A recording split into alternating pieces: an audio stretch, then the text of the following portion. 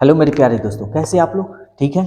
तो देखिए, हम लोग SSC LDC mains exam 29/12/2005 paper 1 का सॉल्यूशन हम लोग देख रहे हैं, जो कि हम 62 तक करा चुके हैं। 63 नंबर आज हम लोग देखेंगे। देखिए, बहुत अच्छा क्वेश्चन है, ध्यान से समझिएगा और देखिएगा। कह रहा है, एक गांव की कुल जनसंख्या का 40% पुरुष, कुल जनसंख्या का पुरुष जो है 40% है और महिला जो है 30%। शेष बच्चे हैं, शेष बच्चे हैं। तो कह रहा है, यदि 60% पुरुष विवाहित हैं, कितने प्रतिशत? 60%। 60% पुरुष जो है विवाहित है, विवाहित पुरुष यहां लिख देते हैं, ठीक है ना। तो कितना प्रतिशत महिला विवाहित है? प्रतिशत में बताना। हमको बच्चे से कोई लेना देना नहीं है, तो बच्चे से को हम लोग देखेंगे नहीं, ठीक है ना। हम मान लेते हैं अगर कुल जनसंख्या 1 है यहाँ, ठीक है ना। तो कुल जनसंख्या 1 है, तो कुल जनसंख्या 1। अब देखिए, ऑप्शन जो है ना प्रतिशत में निकालना है, तो हम क्या करते हैं, 1 को प्रतिशत में छोड़ देंगे और जितना प्रतिशत वाला है ना उसको हम सॉल्व कर देंगे, ठीक है ना। तो देखिए, 40 कुल जनसंख्या का 40%, तो प्रतिशत में हम रहने देते हैं, इसका 40% इतना ही रहने देते हैं, ठीक है ना। एक नहीं भी लिखिएगा तो चलेगा, ठीक है। अब कह रहा है 60% पुरुष विवाहित है, तो 60% प्रतिशत को हम प्रतिशत को हटा देंगे, यानी बटा 100। ये खाली विवाहितों की संख्या है। अब फिर कह रहा है कि कुल जनसंख्या का 30% महिला है, तो कुल जनसंख्या 1 ले लेते हैं, 1 का 30%, प्रतिशत में छोड़ देंगे क्योंकि हमको ऑप्शन प्रतिशत में चाहिए। सवाल कह रहा है कि कितना प्रतिशत महिला विवाहित है, तो हम मान लेते हैं x प्रतिशत, x प्रतिशत, प्रतिशत का मतलब बटा 100। तो ये भी विवाहित की संख्या है और ये भी विवाहित। तो एक गांव में जो पुरुष और महिला है वो गांव ही में है, तो भाई सिंपल सी बात है कि गांव में जितने पुरुष होंगे उतनी महिला से शादी होगी, या जितनी महिला ही होंगी उतनी पुरुष से शादी होंगी। यानी पुरुषों की जो विवाहित होंगे, जितने पुरुष होंगे उतने ही महिला से शादी हो सकता है, या जितनी महिला होंगी उतनी पुरुष से शादी हो सकता है। यानी ये दोनों क्या होंगे? बराबर होंगे। हम एक इसलिए हम माने हैं क्योंकि आपको समझाने के लिए। एक नहीं भी मानिएगा ना तब भी चलेगा, इसको हटा भी सकते हैं, कोई दिक्कत नहीं, ठीक है। वैसे रहने देते हैं, अब जो कट रहा है सो कटाते हैं। प्रतिशत एक में हम रखे हैं क्योंकि ऑप्शन जो है प्रतिशत में है। चलिए इसको सॉल्व करते हैं। 0 से 0 कट गया, ये भी 0 से 0 कट गया, ये 0 से 0 कट गया। यहाँ देखिए 3 दूनी 6, क्या बच गया? तो 4 दूनी 8, ठीक है। और क्या बच गया आपका? ये बराबर, प्रतिशत से प्रतिशत आप कटा सकते हैं, ठीक है ना, कोई दिक्कत नहीं है। ये x अब बटा 10, इसको हम इसमें गुना करेंगे, कितना होगा? 8 दहिया 80। हम x प्रतिशत में ना, ये सारा चीज क्या है प्रतिशत में माने थे, हम बोले थे ना कि एक प्रतिशत में छोड़ दीजिएगा, तो आपका x, इसलिए x का मान कितना आया? 80%, ठीक है ना। यानी 80% महिला जो है विवाहित होंगी, ठीक है ना। नेक्स्ट क्वेश्चन देखते हैं, 64 नंबर।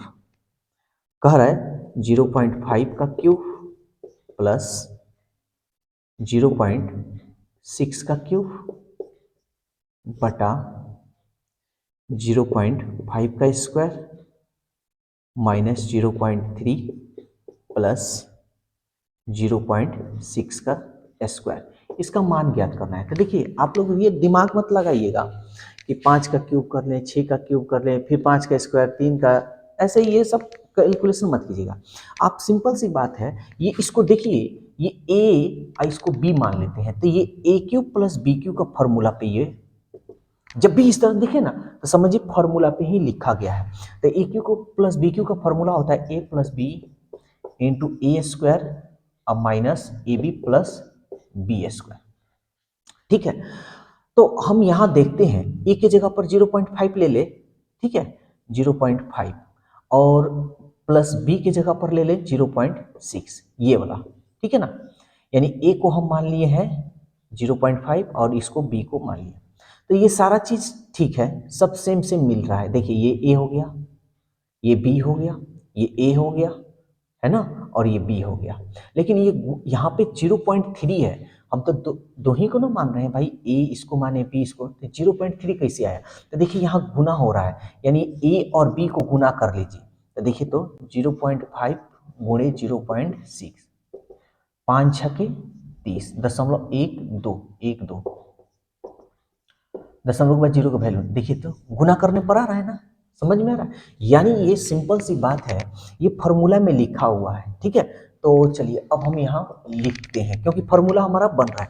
अब इसको हम मान लेते हैं ए, यानी इसका हमको मान निकालना है। तो ये हमारा हो गया ए क्यू प्लस ये हो गया हमारा बी क्यू बटा ये हमारा हो गया ए स्क्वायर। इन दोनों को देखिए गुना किए हैं, दोनों को गुना करने पर यानी इसको गुना करने पर 0.3 आ रहा है, यानी ये 0.3 है वो ए बी का मान है, अब प्लस बी स्क्वायर।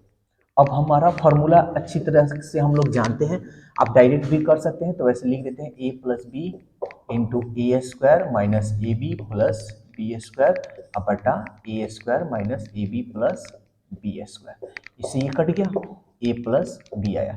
ए का मान देखिए क्या माने हैं 0.5, चलिए 0.5, बी का क्या माने हैं 0.6, करते हैं 6 5 11 का 1.0000 में 1 जोड़ेंगे 1, यानी 1.1 आया।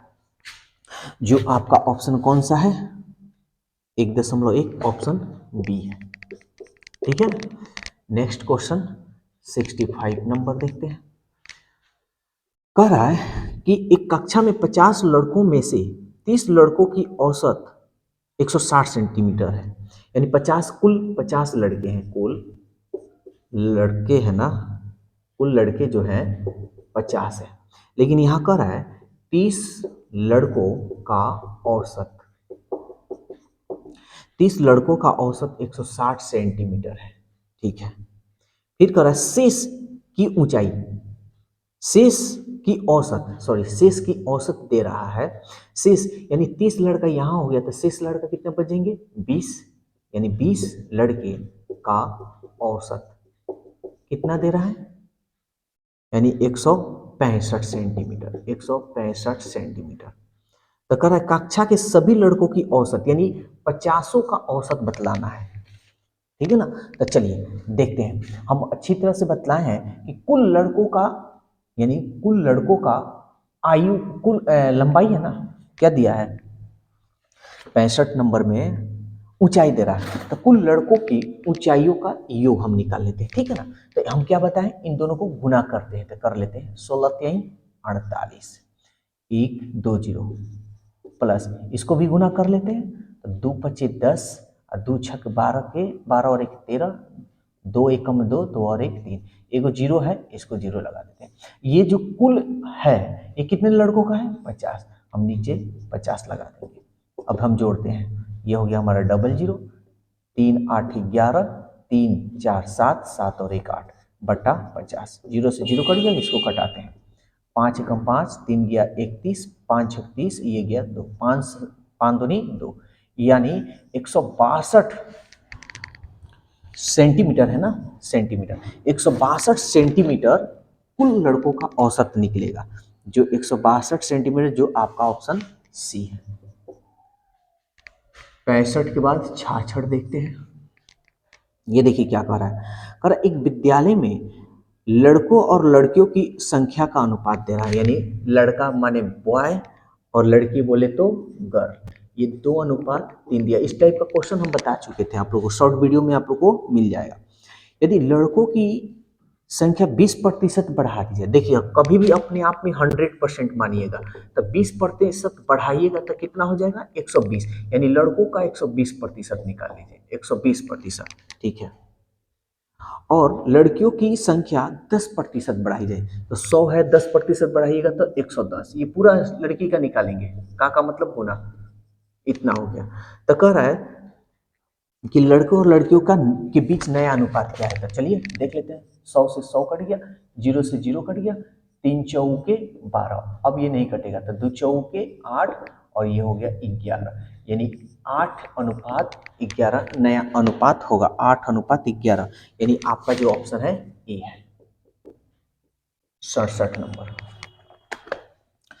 67 नंबर कह रहा है 2 सिलेंडरों का आयतन समान है, यानी 2 सिलेंडर।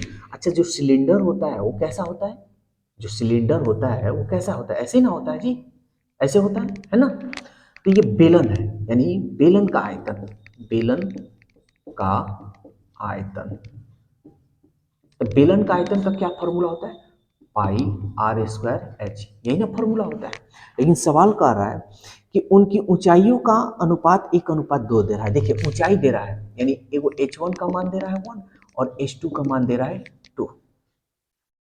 तो उनकी त्रिज्याओं का अनुपात बताना है, यानी R1 आपको मान निकालना है, R1 अनुपात R2 का मान बतलाना है। तो चलिए देखते हैं। सवाल कह रहा है कि दो सिलेंडरों के आयतन समान है, आयतन। तो पहले बेलन का आयतन निकालेंगे, तो पहले बेलन का पाई आर स्क्वायर एच है ना, तब पहला है तब R1 और H1।